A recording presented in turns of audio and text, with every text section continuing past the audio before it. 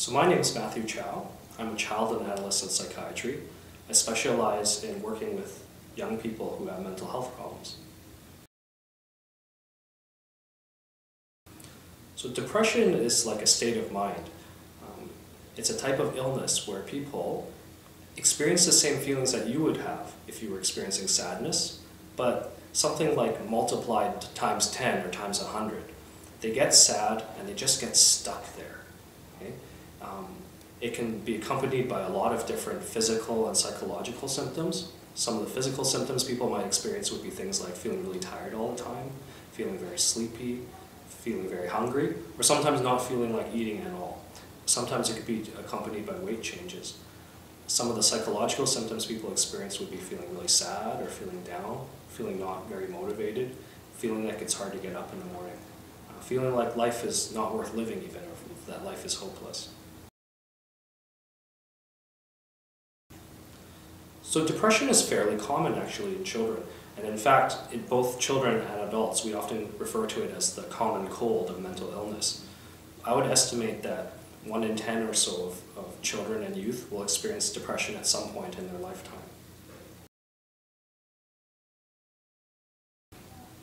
So normal sadness tends to come and go, and it's often triggered by specific events in people's lives, like a loss.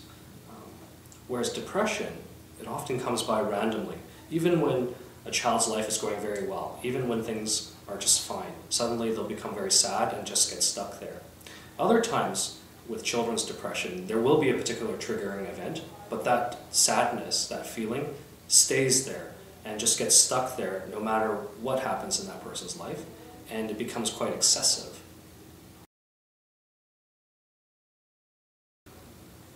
So children's depression can look different from adult depression.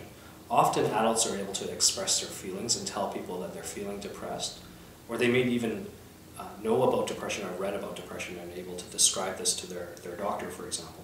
With children, often they do not realize that anything is out of the ordinary.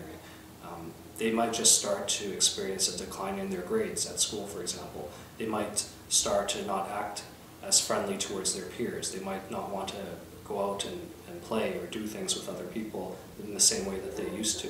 However, to the child, they might not really notice that anything is wrong, and it may be up to people around them to identify that there's a problem. People like parents, people like friends, teachers at school, counselors.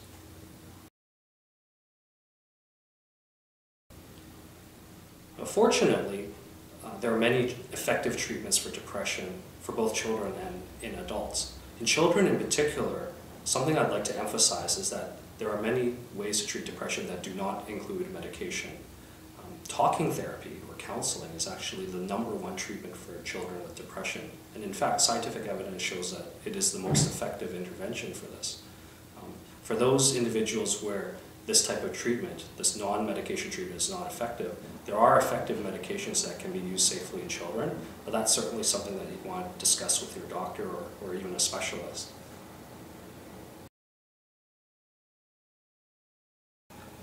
So depression tends to be an illness that comes and goes.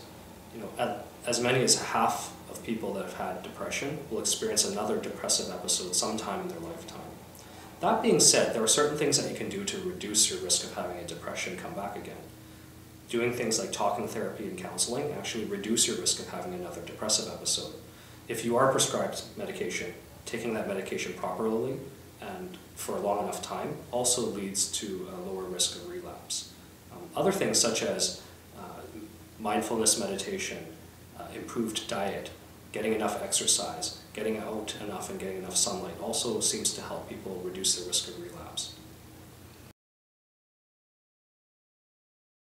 There's a number of places where children can find help for depression.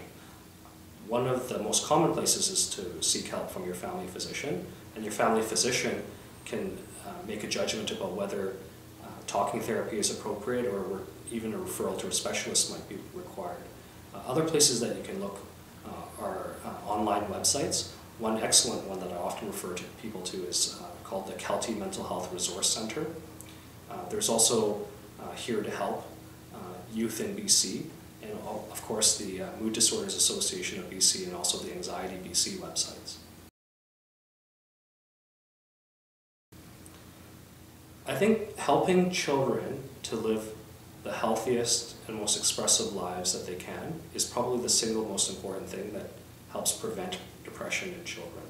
Making sure that they live in families that love and respect them, making sure that they go to schools that help them meet their full potential, making sure that they're protected from abuse and neglect. I think those are the most important things.